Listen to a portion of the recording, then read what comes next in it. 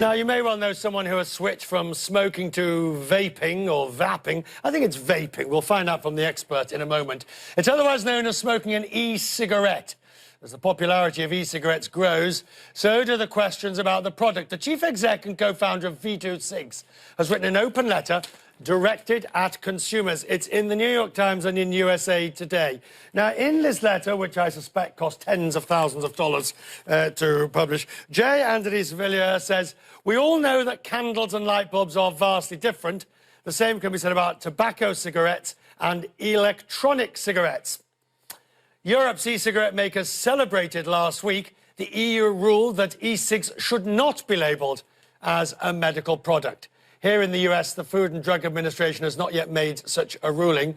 In Atlanta at the CNN Center, Andres Villiers joins me, the chief executive of the retailer. So why did you decide to bring out this letter at a great expense, tens of thousands of dollars? What did you hope to achieve?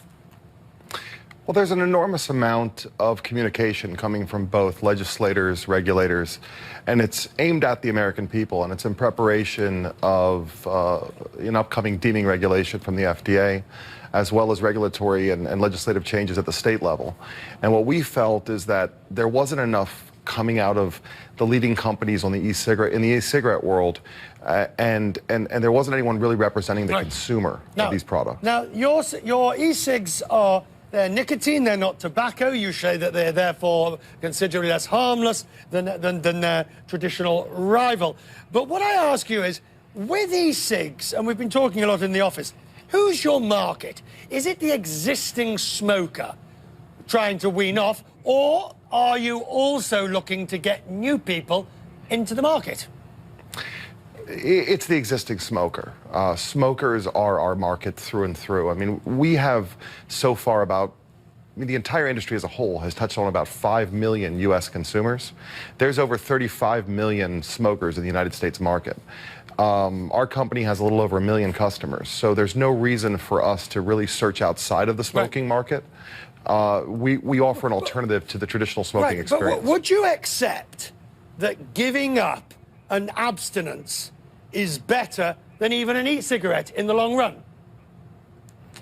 I would say that when compared to breathing air, we're not going to say that our product is healthier. We're not going to make any sort of health claims. But what we will tell you is that when compared to cigarette smoke, which contains over 3,000 harmful chemicals that are known to the medical community, that are widely regarded as cancerous. I understand that, and I'm not suggesting otherwise. But what I'm saying is that, and obviously, given the druthers and the choice to a smoker, should a smoker give up completely rather than going to e-cigs?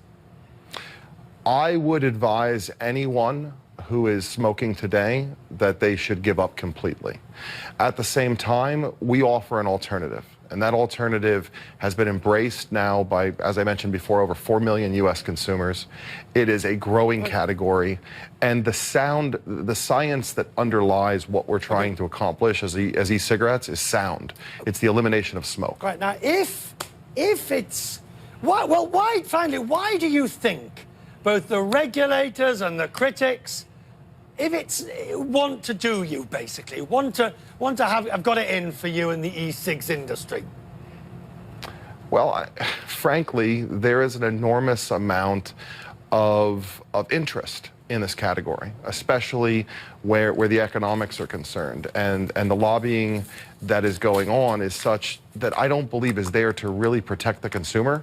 I believe the FDA has the right intent, and I believe that responsible regulations are needed for the category. But at the same time, I would state that there are those that would like to see regulations and legislation put in place that would help benefit certain players within the space. Right.